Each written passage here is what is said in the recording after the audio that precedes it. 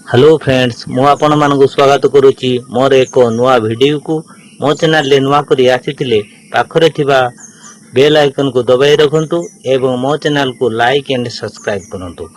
मु आज आपण मानक जेउ गछ बाबद रे कहिया पई जाउची ए गछटी को उड़िया रे दुधी घास इंग्रजी रे आस्तमा प्लांट बोली कहा जाए। यह एक छोट औषधीय गछ अटे। यह साधारणतः रास्ता कड़ चाष जमी और पड़िया स्थान रे वर्षा दिने उठी थाए। एई गछरे छोट छोट फूल मध्य आसी थाए। एई गछटी को चिन्हिबार उपाय यार डाल को भांगिले धला परी रस बाहरुथिबारु यार नाम दुधी घास अटे। एई गछर पत्र डाल मूल विभिन्न रोग रे व्यवहार करा जाए। आसंतु आमे जानिबा यार औषधीय गुण बाबदरे।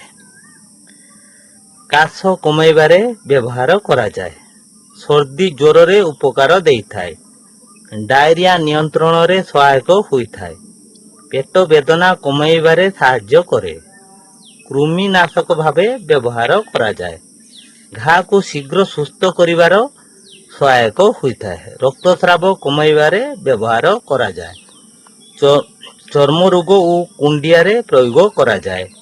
शरीर प्रदाह को कम करिबारे साहाय्य करिथाए। बीजाणु विरोधी एंटीबैक्टेरियल गुण मध्य अछि। कवक विरोधी एंटी फंगल गुण मध्य अछि। ज्वर रे मध्य काम करिथाए। परिस्रा निष्कासन रे सहायक होइथाए।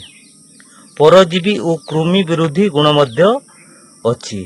रक्त रे शर्करा कमाइबारे गुण मध्य अछि। एंटी ऑक्सीडेंट गुण मध्य अछि।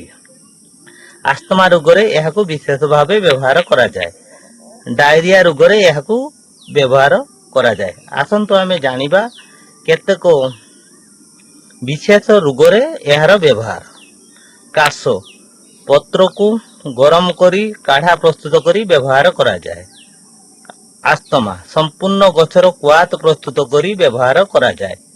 डायरिया क्वाथ को पिया जाए। आमाशय क्वाथ को व्यवहार करा जाए। घा पत्र को बाटी व्यवहार करा जाए। कुंडिया पत्र को बाटी व्यवहार करा जाए। रक्तस्राव यार पत्र को बाटी कोटा जगार लगाइले रक्तस्राव बंद होई थाए। ज्वर यार क्वाथ को व्यवहार करा जाए।